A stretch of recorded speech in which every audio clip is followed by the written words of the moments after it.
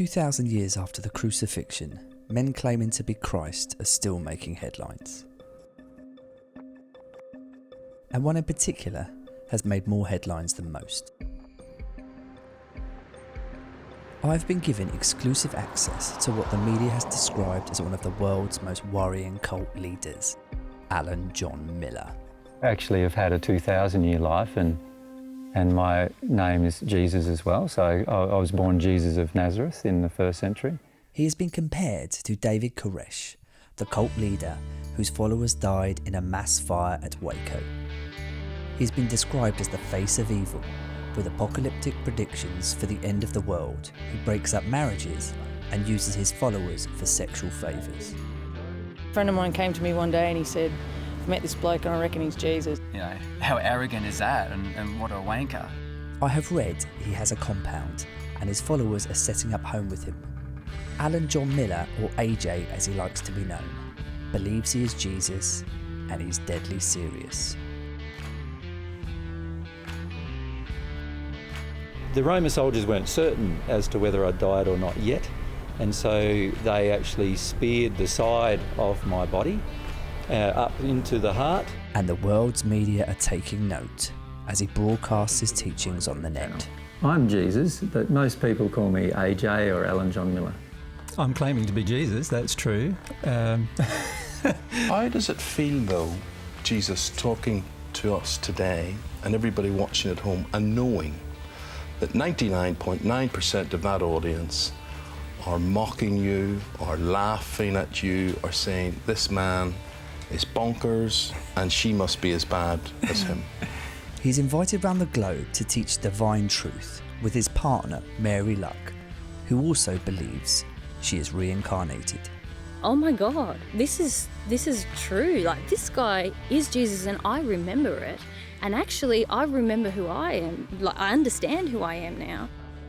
I had to agree to be filmed and hand over my footage in order for me to get exclusive access to AJ and Mary. I travelled 10,000 miles to his remote home in the Australian bush, an area known as the Bible Belt, to find out the truth behind the media claims.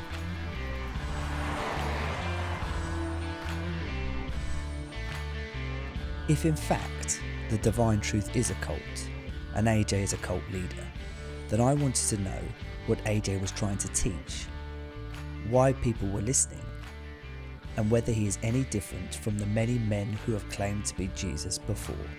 And if he's really Jesus and I really believe that, holy crap, I really got to embrace all the things he's saying. AJ used to be a property developer and IT professional, but gave it all up 10 years ago in the realisation he is Jesus. 5 years ago, he met Mary Luck, who believes she is Mary Magdalene. We took a 3-hour drive into the heart of the bush and the Australian Bible Belt to AJ and Mary's remote home, where it has been reported police were called because screams were heard from the Divine Truth community of worshippers who have set up home in his compound. I was eager to find out the truth behind these worrying claims.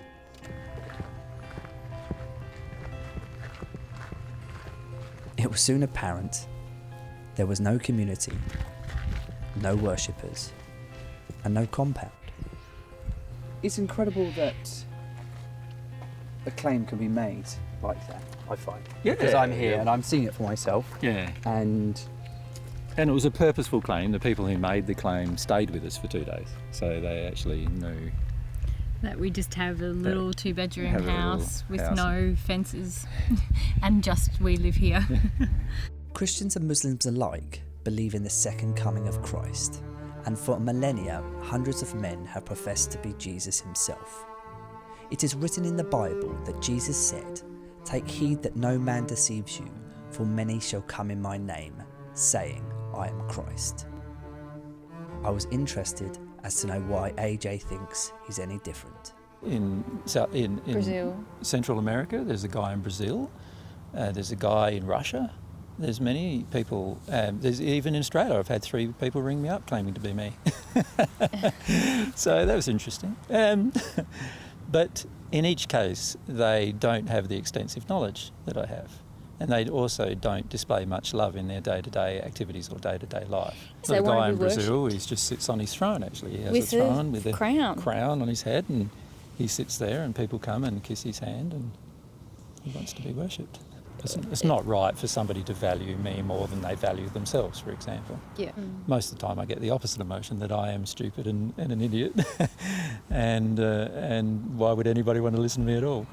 So, can you describe to me why you believe that you are Jesus of Nazareth? Well, I don't believe I'm Jesus of Nazareth. I know I'm Jesus of Nazareth. I suppose it's the same way in which you know that you're Thomas Leader, and that is that you've had a life experience that you remember. And for me, it's the same kind of thing, with the exception that I remember my life of 2,000 years rather than just the 50 years that I am right now. So I remember my life in the first century, shortly after I was born, around 2 years of age onwards. I remember pretty clearly most of the events that occurred in my life in the first century. I remember a lot of the events that occurred in the spirit world through my 2,000 years of life. I don't remember all of them yet because I've still got some fear associated with remembering some of them.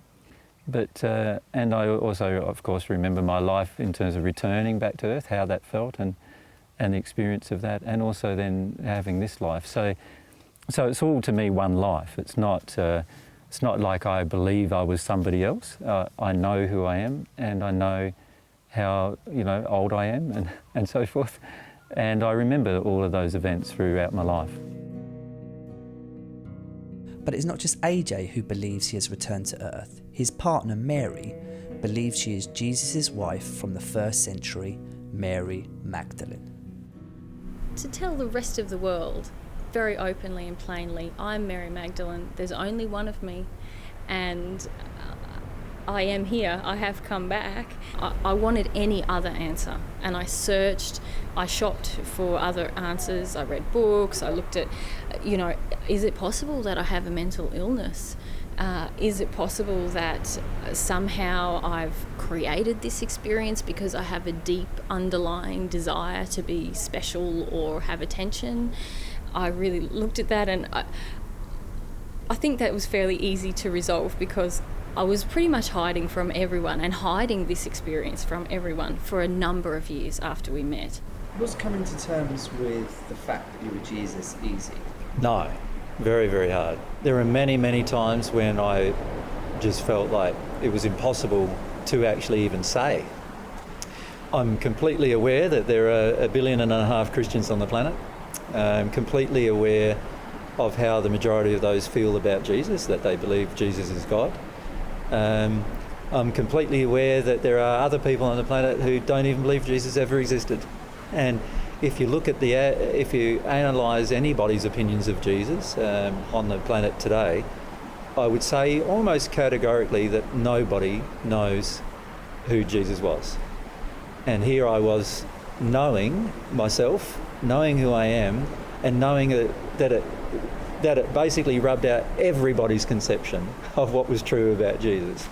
And so I spent the next 3 years trying to avoid my identity, but at the same time trying to teach God's truth. Basically, I'd talk to them for 4 hours about all these fascinating subjects, and they became more and more emotionally embroiled in the conversation and more fascinated by the conversation itself, only to find out in the end that this nutter in front of them thought he was Jesus, which then caused them to think that was a whole waste of 4 hours now, and they got very disappointed and very upset, as you can imagine. So I found it was far better just to say up front, I'm Jesus. Now let's get on with talking about some other subjects. AJ and Mary were holding a 2-day seminar in a local town. I was keen to speak with the people that listened to their teachings to see if in fact AJ was a cult leader. It was soon apparent this was no amateur production. Though the seminars are free, AJ and Mary live by donation as to focus on spreading divine truth, and I'm told they use these funds to give to others and to distribute divine truth material. I saw no obligation to donate, but the people still did. AJ's teachings focused on people's emotional addictions, their fears of needing to be loved, to have control, their guilt, anger. And unless they confront and process these often extremely painful emotions, they will never be free, never know the truth that lies beneath, or feel the purity of their soul. I was interested to hear why, on the surface of it, people would choose such a painful spiritual path. So can you tell me why you chose to find out more about the divine truth? Basically because my life wasn't working. At this stage, our son had just died. Our son was stillborn, full term. And my partner just wanted to know. She just wanted to know why this thing had happened to our son. So she just went to a seminar on the Gold Coast. That's where we were living at the time. And she just went straight up to him. I didn't go because I was in judgment. I said, this guy saying he's Jesus. I thought, how arrogant is that? And what a wanker type thing. And not really now, realising now how arrogant I was, just prejudging someone. But, understandable, because this is what's the whole world's going through. And being out here for 2 years now, listening and meeting him and having conversations, he's probably the most loving person I've ever met in my life. I mean, look, I have a part in the death of my son, and because I didn't know anything about God beforehand. So it's not about AJ at the end of the day, because he's just a person who's saying he's Jesus. And it's taken me 2 years to sort of be honest that maybe he is, but then not get hung up on that, because it's about the message and the truths. And it must be very difficult to feel that you are, in part, responsible for the loss of something so very precious to you. Definitely. It's not having any understanding or awareness that myself personally, you affect everything around you. It's not the other way around. It's not the world affecting me or affecting you. It's like he was saying, you're a common denominator in everything that happens in your life. But then we look for someone or something to blame, and I can understand why people blame God and say, well, how can you, as a loving God, let this happen? If you understand and know everything and you created everything, then why do you let pain and suffering continue? And this is what AJ has helped me about too, because he explained of how man's soul condition has degenerated over millennia, generation to generation. So we're left with the tab. We're actually born with the debt, so to speak, emotionally, and we don't understand it. And this is what he was saying about energetically, emotionally, where it's passed on for generations. So we're born with this error that's coming out of our soul, and we wonder why we're having a tough and hard life, and all this pain and grief we seem to be attracting or going in cycles is because it's already been installed like a download inside of us. So I understand he's up there and in a place called Summerland, and that you can talk and see loved ones or relatives in sleep state. But I don't remember a lot of my sleep state, apparently due to fears that I haven't dealt with. But it's really difficult because so much shame and guilt around that. Having a baby is supposed to be the most wonderful experience, but then to have ours go so terribly wrong, it was a home birth, and then I won't go into details, but then I was investigated for 4 hours, like within hours of the death, as a possible, it was a crime scene. I came home to get some clothes from the hospital, and then basically it was all my unit and everything was roped off as a crime scene. It was the worst experience of my life, but again, that represents the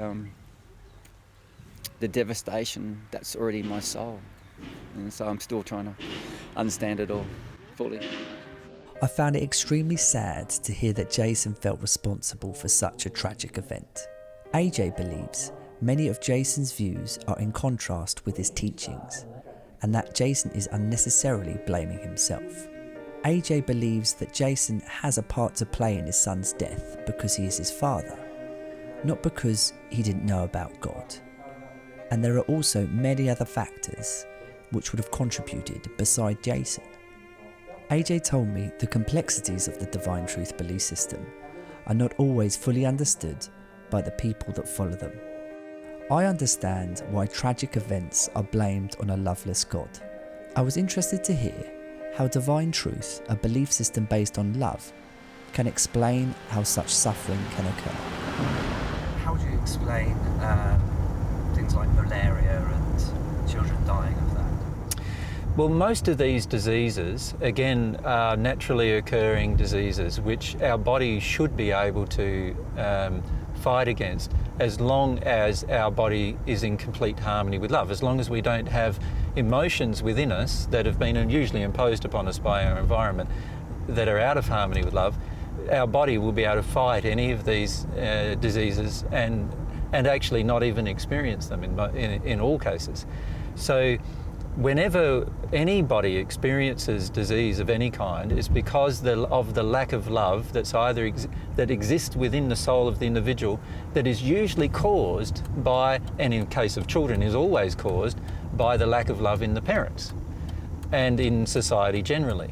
So almost everything that actually occurs, I'll just pull over here, inside of the body of any individual, anything that occurs inside the body of any individual occurs because of the environmental conditions that have created soul-based feelings inside of the individual that are out of harmony with love.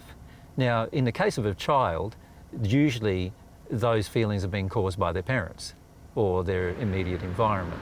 As wide as there are possible emotional experiences, causes the wide variety of diseases. So obviously every single disease has its unique signature emotionally as to what is its cause. Every single cancer, for example, the different types of cancer have specific emotional causes related to the location where the disease began. If a woman has cancer that begins in her left breast, then this is all about projections she has to women, and in particular it would have began with her mother, which is a suppressed rage, which is overcoming, which is over the top of an addiction. And the addiction is wanting women to do what she wants in order to receive approval from women. So if the cancer is in the right breast, then it will be with men rather than women. So even the predisposition of a family tree towards a specific type of disease is related to the family tree having a predisposition towards certain emotions. We all understand that stress unchallenged causes detrimental effects on the body. So on a fundamental level, we understand that emotions can cause disease. This divine truth belief will, however, definitely confront many families who have lost loved ones to cancer. However, if what AJ is saying is correct, and science can prove his claims, then he could be holding the answers for a cure for all known diseases. It was reported in the media that AJ's mother was worried for him because she thought he may have mental health issues, an allegation I wanted to get to the bottom of. Both mothers in my first century life and this life claimed that I had mental health issues. So my first century mother Mary claimed that I had mental health issues quite frequently, and often she claimed that to protect me, she felt, from people attacking me and finish up killing me. In this life, my mother felt initially when I claimed that I was Jesus that I might have some mental health problem. Of course, I went along to the doctor and had a chat with him, and he was pretty much fine after I had a chat with him. And of course, my mother, by the 9-month time, felt that I didn't have any mental health problems, and she was quite regretful that she'd started the entire process. AJ has 2 sons from a previous marriage. I was given a unique opportunity to hear what AJ's son Tristan thought about his father being Jesus. I definitely believe it's Jesus. Even now, like if he said next day, "Oh, actually, I was all wrong. I'm not actually Jesus," I wouldn't be that upset. I'd feel a little bit weirded out because I'm pretty sure he is Jesus. Like I think I'd start believing that he thinks he's wrong. But from the first time he told me, he was actually going through a lot of emotion himself. So for him, he was crying, and he was trying to process through a lot of grief, sadness, some of the memories of torture that he had, some of the fears he had of what's going to happen if he says he's Jesus. He was really scared about that, so he was in bed crying, screaming, shaking for it would be up to about 6 months, almost all day. Yes, when I was 33 years of age, most people felt that I had Parkinson's disease. And the reason why is because I had so much fear inside of me that I would just shake like this constantly. My whole body would shake like this constantly. And as a result of that, almost anybody who met me would first ask me, "Are you all right? What's wrong with you?" When I was 33, I started processing through a lot of terror. Terror about torture-based events, actually. And I didn't put them in the Jesus basket. So in other words, I didn't attribute them to my being Jesus. I just realised that at some point in my past, and at that point in time I didn't even believe I had a past besides my 33 years of age. I realised that at some point in my past I'd gone through some fairly traumatic events. I didn't know what they were, but the memories were of people driving nails through my body and through my ankles and my feet and my wrists, and people torturing me in different ways, and like a big stake being driven through my hip on the right-hand side, and other things like this. And you know, I don't have any of those scars in my body at all now, and so I had no way of intellectually resolving why I was having these emotional experiences, but I just decided to feel them. And as I felt them, the terror disappeared, and eventually it got to the point where I had hardly any terror anymore, and I was nice and calm and no longer seemed to have Parkinson's. It was another 7 years of processing these painful emotions before AJ came to the conclusion that he was Jesus. I'm told that actually 7 couples have returned to Earth from the spirit world. Some are unwilling to reveal or accept their identities, and others are coming to terms with the memories they have.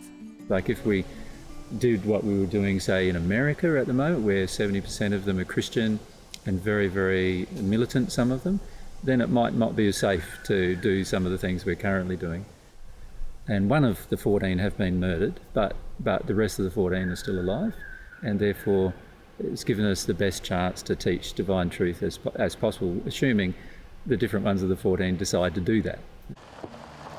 AJ's neighbour Dave, or Cornelius, his first century name, is one of the 14, and he's agreed to speak to me about his life in the first century. I was born in Sicily as a little kid there, and just lived in a little house with a little sort of cottage, I guess you call it, stone one, with my parents and sisters. The sisters are two older sisters. And one day, just at the end of the day, some soldiers come and broke into our house, or forced their way in, I should say, I suppose, and held my father at the door with a sword, and 2 others, there's about 5 of them, they come in. I was just terrified and ran out to a little corner and just hunkered down, and they were coming, I didn't know why they came in for, and they were coming to grab me. I was just terrified. I remember weeing myself, and they come and took me away. And they took me to their garrison, where the army troops were. They just pretty much, I suppose, politically back then, they were actually expanding the empire quite savagely then too. And just started becoming the violent person they wanted me to be, and I became quite good at that. That was the only way I got love back then, or there was no aggro coming at me as much. If I became good, I got more acceptance, I guess. I had enough of being hurt. And it was in there for a long, long time. And I remember early teenage years, as you're sort of getting more in your sexual development, I used to have these old haggy women that would come along, and they'd take us to them, and the women would start playing with you and get you excited and stuff like that, and they'd have sex with you. And just like, it was gross, like they were horrible things. But you didn't understand what's going on in your body as well. You're having these exciting, like nice feelings for once. Often it's just been violence. And there's these nice feelings, and they'd have sex with you, and then they'd just be really nasty to you. And oftentimes the men would come along and rape you anally as well then too. So it's just like this horrible experience that's not too nice. And it's really confusing in your head as well. Like your body's experiencing something nice and something just horrific after that too. And everything was just to mentally screw you up, basically, and just become a machine. Cornelius is still come to terms with his first century existence. There are chunks of his life he is yet to remember, but he vividly remembers his final months on earth when he met Jesus. And so one of my slaves was sick at that stage, and I took the slave to see this guy. I wanted to see what if he is who he is, to prove it to me. And he actually healed my slave and just gave me a lot of faith that what he was saying was true. It was my men that actually had to go, and me in charge of them, that had to go and do the execution, basically, or the crucifixion as they call it. And by the time we got up there to do it, and I was the one that was actually leading them and nailing him down to the post thing he's on. And I was going to had his hands pulled back to do it on his hands and his wrists, and he was just looking at me, and I looked at him, and I just couldn't do anything violent to him, because I could feel he's just different and he had love coming from him, and that was so rare in those days, and it's something that I was always looking for and had real faith in. And he'd already shown me that he actually, like all the things he'd done, I could see there's a lot of love in him. So yeah, I couldn't do it, couldn't be violent anymore, I just couldn't do it. And so I just walked off. So they hung me like that and crossed at the wrist, because if they hang me through the hands, then my hands would tear apart and not bear the weight. But the weight could be borne much better by hanging a person through the wrists and nailing the feet crossed over, like so. And then they stood me up. Now, at that time, there's all this pressure, and because you're hanging like this, there's a lot more pressure than like this. There's no way to support yourself so much like this. So I tore apart quite rapidly. Yeah, they found me and they took me to a main area, the main sort of public area, and they tortured me there for quite a long time. It was pretty much, I embarrassed the whole Roman Empire by walking off, and they'd cut my penis off as well, and eventually ended up opening my stomach up as well, disemboweling me. And I remember just seeing the sky all the time. There's birds eating my stomach at that stage too, and just looking at the sky, and just felt a bit more peace, and realised the only bit of power I still got is I can choose to die. That's where I just ended up giving my last breath away, and that was it. But as soon as I died, I could see everything, because I knew that would happen. So I knew that as soon as my physical body died, I could watch the proceedings. So I watched them spear me, break my legs. I watched, and it was just my body then. It's not me anymore. I very much wanted to be present during the entire couple of days before his passing. He really didn't want me to be there because he felt that I was in danger, but I felt this is the person I love the most, and they're going through something really extreme, and I want to be there. And so I was, and I suppose that for him, he was in a really high state of love, and he didn't have fear. So he wasn't afraid of everything that was going on around him. But for me, it felt such an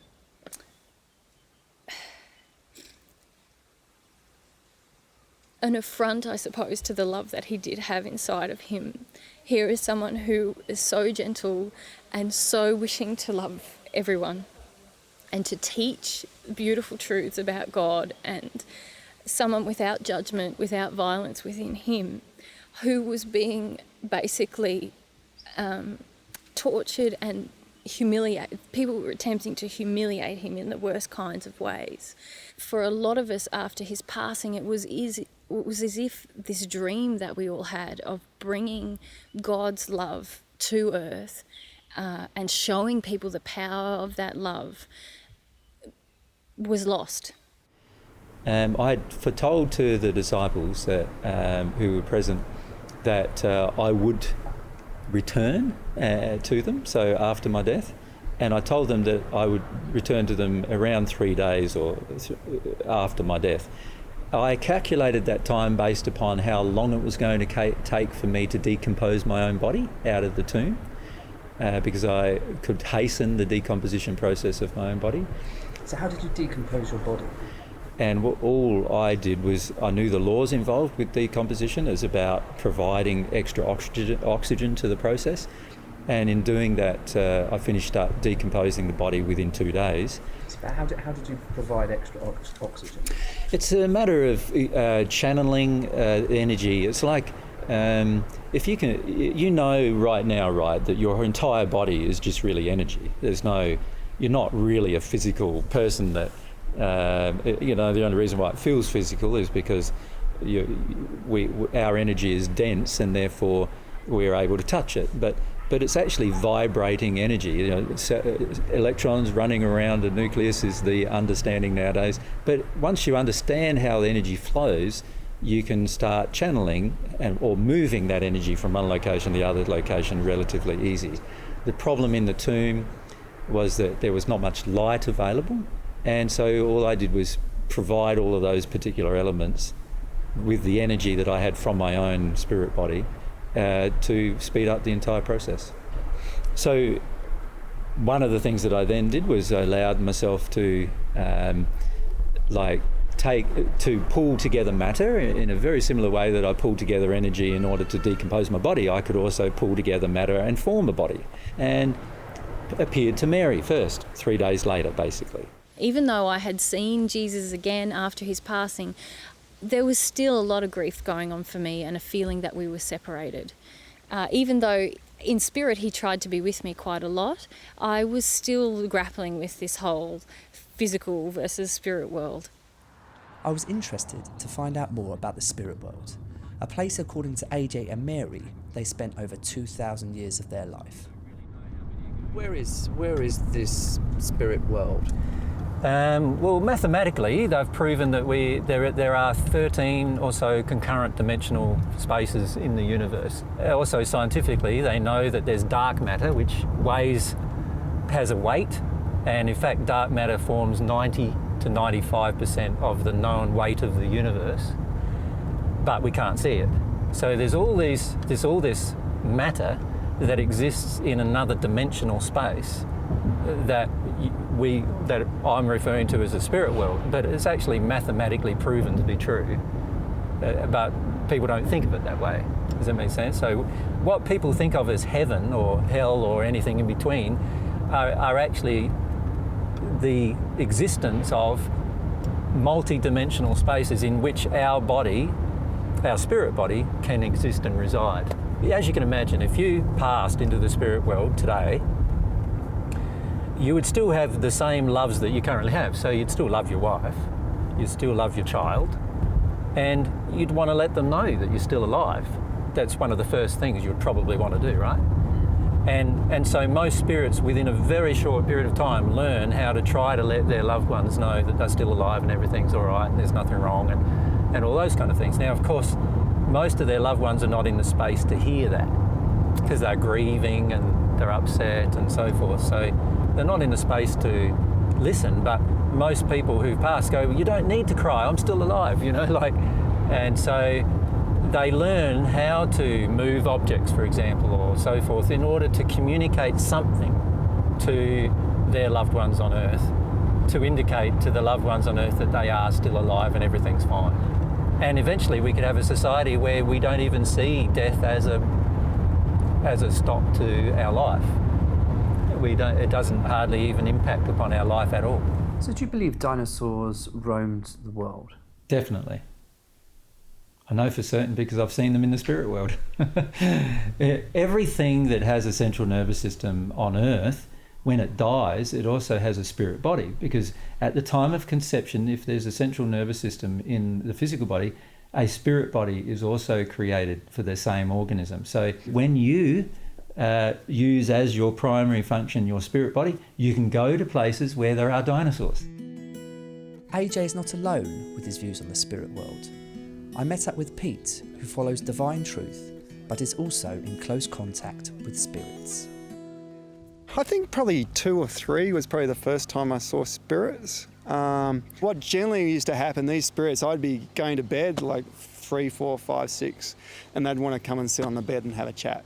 So, and some of them were really nice and some of them were really terrifying. As a child, your fear is that you're going to get overwhelmed with just thousands and thousands of people wanting to come and talk to you, and you're never going to be able to sleep for a start, because once you talk to one, then suddenly everyone knows that you can talk to them, and suddenly one after the other, they're coming for all different levels. These days with Google, like, it's awesome. You know, you can talk to a spirit and then Google it later. So I think at the moment as a world, like, we just don't realise actually the pressure that the average person is under from spirits who are constantly at them. You know, like, obviously there's a lot of good that comes from it, but, you know, we're totally oblivious to really what's happening. How do people leave themselves open to be attacked by spirits? Well, the easiest way to be open to spirits is when we don't want to be connected with who we are or our bodies. So anytime we're not wanting to feel our feelings, or we want to avoid. So often people that have had enough of life or are sick of their job or sick of what's going on in their life, we get to a point where we just want to step out of ourselves. So often in those situations, that's when a spirit will come, yeah, I can help you, I can be part of you. So that often in those sort of times that happens. But probably more in the society we live in now, drugs and alcohol, like, that's the ultimate for a spirit. So if you think of all the greatest rock songs and all the greatest music that's been written on the planet, most artists have to unfortunately say that they were stoned or drunk or under the influence when they wrote their music. And generally all it means is that spirits in the spirit world are writing the songs for them. And that, you know, when they get into that state, it allows the spirits to be able to influence their writing and influence their craft. Once a week, Pete and his fellow Divine Truth follower Fabio hold a channeling to help spirits. Over dinner, Fabio talked to me about their communications with the spirit world. So we were channeling one day, and a person came to talk, and it was a young boy who was an actual suicide bomber. He actually bombed himself for some religious cause. And he strapped a bomb to himself, jumped on a school bus with young soccer boys, and blew the bus up. And what had happened is that his dad, who had passed earlier, was influencing him to do these things through his thoughts. While he was still alive. While he was still alive on Earth. And his father, already knowing the truth about what was really happening, still thought that it was the right thing to do. Yeah. Knowing that he wasn't going to go to this special place. So his father basically wanted to kill all those children on the bus. Yeah, yeah. And the other sad bit is that with him was the mothers of those children, because they were on the bus too.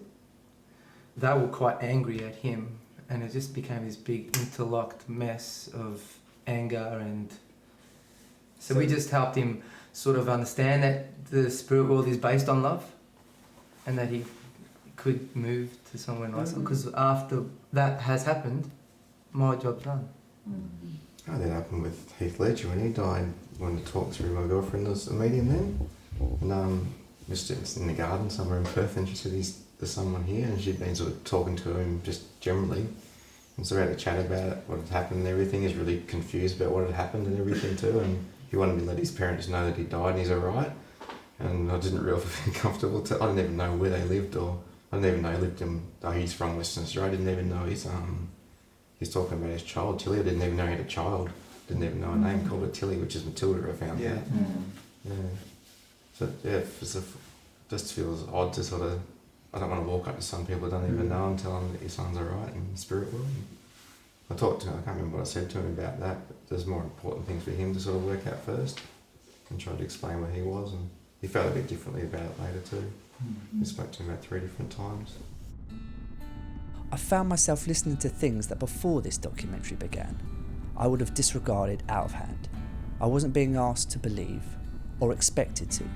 These were just genuine people telling me their experiences they have all shared.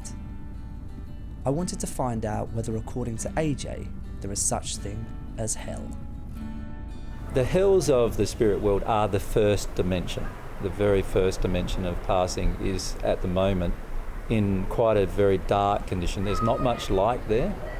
They're often very smelly. There's not much autonomy, because most people there do not understand the laws involved with movement of nature, of movement of matter and movement of themselves. And it is very much governed by the things they did on Earth as to what's going to happen after that point. So if you do things on earth that are out of harmony with love from God's perspective, and in particular if you chose to do those things on purpose, out of harmony with love from God's perspective, you will definitely end up in the hells of the spirit world. So a person, for example, let's say a person on earth murdered somebody, for example. And by the way, God's definition of murder is very different to our own. Well, if I can illustrate, from God's perspective, a person who aborts a child murders as much as a person who has committed a murder, on purpose. If they aborted the child on purpose, then from God's perspective, both are murders. Now, to get out of that location becomes the key question. How do I get out of that location? So we are not permanently assigned to that location. We're only assigned to a location, or our soul, in fact the correct way to say it is our soul is attracted to the location because that's the location that best suits our current condition. In other words, a hellish location suits the hellish condition that exists inside the soul. And to get out of that condition, all we have to do is improve in our attitudes about love. In the hells, it's very dark and very grey, but as you progress even in the first dimension, at the top of the dimension, it's very colourful like it is here. In fact, it's very similar to here, the first dimension, at the top of the first dimension. It's very similar to what we see on Earth. And the second dimension is just like unimaginable for most people here on Earth already. It's far different to Earth. You have far more control over your being, your life, how you get around, everything. And so it's very, very, like a lot of people want to stay in the second dimension for a long time after they've been in the first dimension because it's so enjoyable, compared to the first. Because I'm sure there's going to be lots of people that have had an abortion, that are watching this now, that are going to be terrified or angry of what happens after. Yes. Understand that we can always change our condition of love at any time. This includes while we live on earth. And in fact, that would be my recommendation to all people, that anything that they've done that's unloving, notice what it was, choose to do something different now. Because if you don't do that now, you will be faced with those reasons when you pass. That's how God's created the universe. When AJ talks to me about divine truth beliefs, something is either a truth or it's not. There is no grey area. I perceive AJ's view on abortion, that it is murder, very hard line. However, his belief is shared with many religious faiths that are widely practiced today. I am told that one of the reasons they have returned to Earth is to teach divine truth, a belief system based on love. As since his crucifixion, a large amount of religious distortion occurred, a claim that many religious faiths may find highly offensive. It can be quite offensive to lots of people. Well, in the first century, what I said was often offensive to a lot of people. That's why I got crucified in the end. All I'm trying to do is say the truth, what I've discovered to be the truth of the universe to people. But of course, people have a whole set of ideas. They have a whole set of, what would you call it, sort of like preconceptions about what life should be. But also they have a whole lot of personal and political agendas and financial agendas that a lot of my teachings will confront. We see a lot of hypocrisy in religion, unfortunately. And one of the reasons why is because most religions have been created by people on earth to suppress and control other people on earth, and not to come to know God or come to have a relationship with God in the way God defines. And that's the big difference between what I taught in the first century and everything else that I observed from that point onwards. AJ believes that God creates our soul, that our soul is pure, but degraded by the unloving actions of our parents, past generations, environment, and our choices.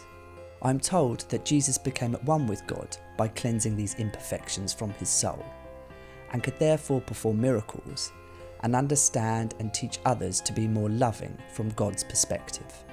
Since AJ's return to Earth, he tells me this process of cleansing his soul has to happen again. People that are sceptic about who you are, they can say, well, why don't you just do a miracle?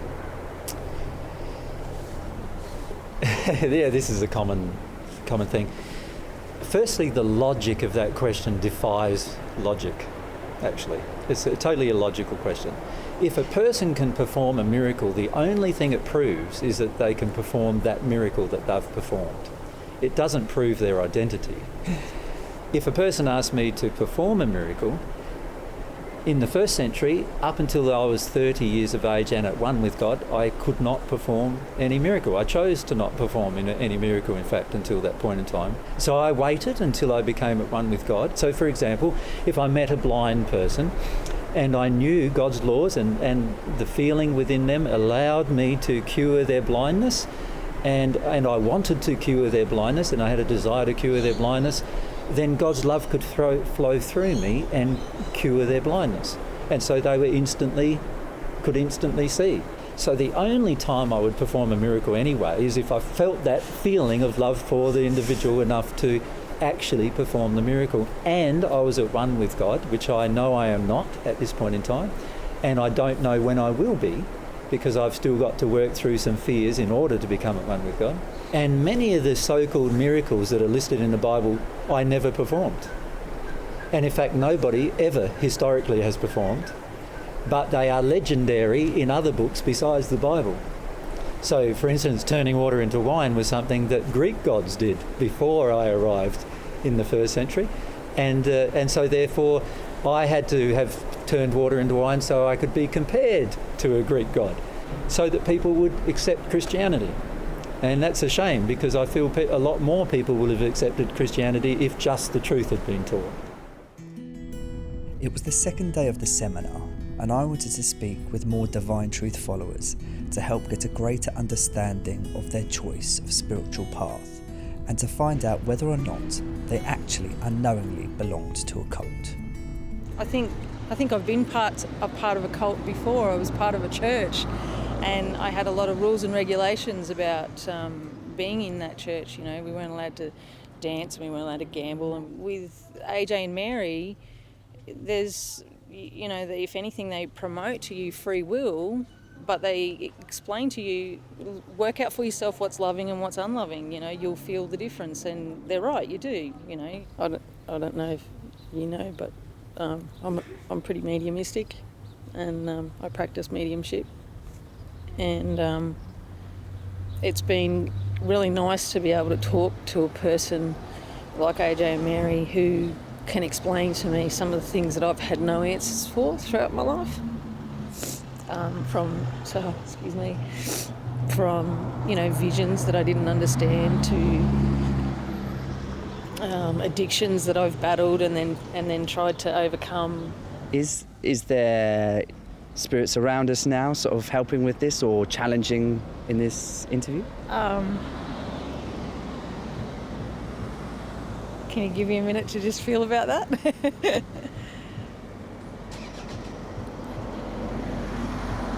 Yeah.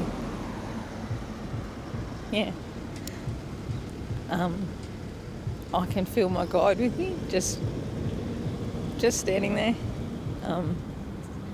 Probably because I feel a bit afraid. Our guides are really nice people, and they have a lot of love for us. And often just their presence makes us emotional. So that's your spirit guide, is that what it's called? Yeah. A spirit guide. So is there anyone around Simon or I?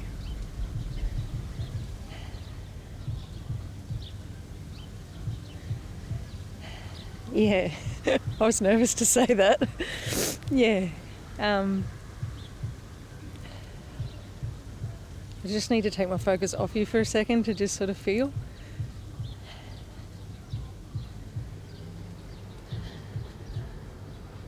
Yeah, you have a couple of spirit friends too. There is what feels like a man standing here, and there feels like a person either side of your cameraman. Marion has recently turned to Divine Truth. She tells me that she's been plagued with spirits her whole life. For me, this is fascinating because I hadn't met anybody that articulated how they felt about spirits and spirits going inside them and controlling them. So can you tell me what exactly happens and how do you change if a spirit is controlling you?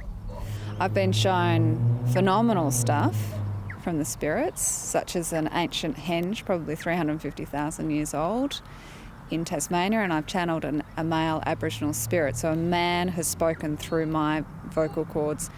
The positive side in some ways, and the negative side is being told you're made of titanium after you've crashed a car and sending you down a cliff and your face smashing in, your leg being ripped apart, and then thinking that you're fine, and going to the hospital and showing the doctors what's inside your leg, and like really warped stuff as well. And that's dangerous. Is that an analogy or is that actual fact? That actually happened, and then I went into a psychiatric hospital for a couple of weeks and some medication to kind of come down. So, you know, it can be extremely negative.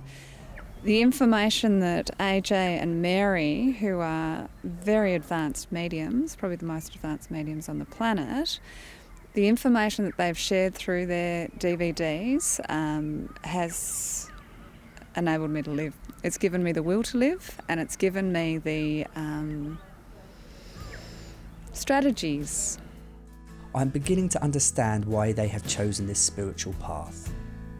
A chance to talk to their loved ones in sleep state, and knowing that your children are looked after in Summerland.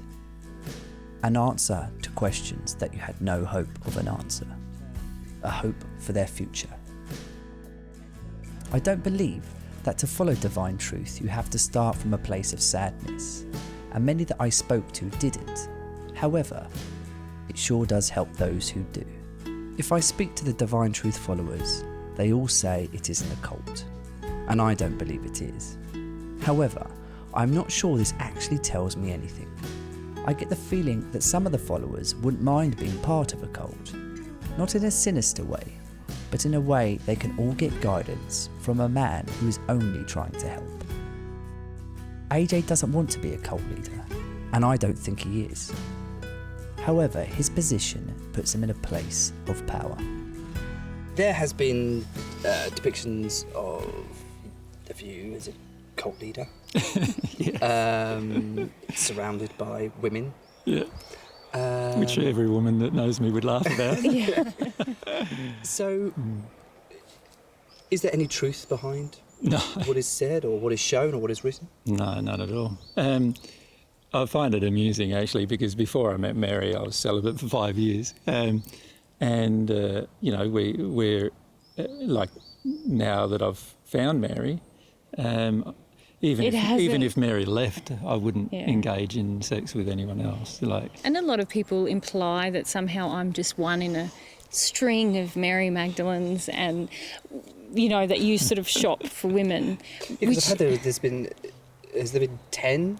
That's what I read. I read there have been... AJ hasn't even had 10. Is that all right to say? Yeah. Partners in his life. In my 2,000 years of life, I've had 4 partners. To be compared to the Waco disaster, why would they do that, and how does that make you feel? Well, the why is very different to how it makes me feel. If I answer how it makes me feel, because that's pretty simple, it doesn't worry me at all, actually, because I know that we're not anywhere, nothing like that. I know I'm never going to encourage violence or in fact defend violence. Or have a compound. Or have a compound, or be guiding people in any way to have a compound that's separate from society or any of those kinds of things. Or own a gun. Or own a gun, even. So, you know, the comparison is ludicrous from my perspective and doesn't warrant my, you know, it really doesn't warrant any emotion from me. And yet they still claim these things. And the reason why they claim it is because if they say there's this nice fellow who lives up in Queensland who's claiming to be Jesus, but actually we went along and visited him and he sounds pretty reasonable actually, and he sounds a pretty nice guy and he's not going to hurt you at all, then you wouldn't get too many listeners. Now, in the past, there have been people who have claimed to be Jesus who have done these things. You know, there have been people who have been sexually deviant who've claimed to be Jesus. There's been people who have been violent who have claimed to be Jesus and so forth. And so they then can play on these particular historical events and then put that onto the next person who claims to be Jesus. Now, at some point in our future, there's going to be one person who claims to be Jesus who's actually Jesus. And I suggest to people that sooner or later, by the fruitage of the person, by what the person does, by the kind of ways they act, you will know who is the real one in the long term. And you won't know until then. My time with AJ and Mary is over. From what the media have said about him, pays no reference to the man that I have met. I believe AJ has great power when he talks of divine truth. People do look to him for answers, and this power placed in the wrong hands could most definitely be dangerous. I understand where the media's fears have come from, but I don't think he's a man to be feared. If you say that you are Jesus, most will undoubtedly think you're deluded. Some will be offended and a few will believe. The people that I have met have been nothing but kind. If this was a magnification of the world, then I reckon the world would be a much more loving place to live. As we talked, I felt a true sincerity in their words. For something which is so utterly unbelievable, their story is also extremely convincing. The details, the depth, their emotions, leaving me with more questions than answers. It is not for me to question people's belief systems, especially when it's a belief system based on love. Though I questioned whether AJ was Jesus, Mary was Mary Magdalene, questioned the spirit world, questioned whether or not Cornelius is part of the 14 that returned to earth. But what I think is not in question is AJ certainly believes he's doing it for the love of God.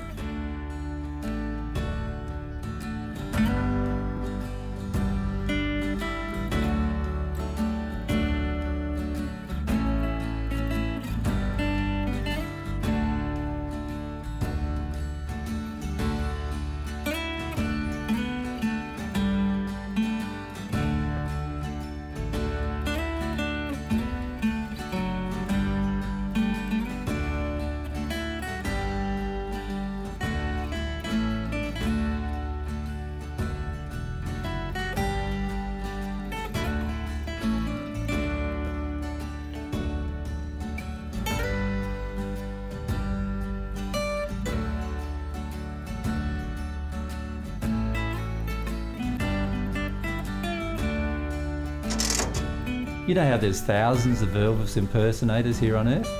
Well, there's even more Elvis impersonators in the spirit world.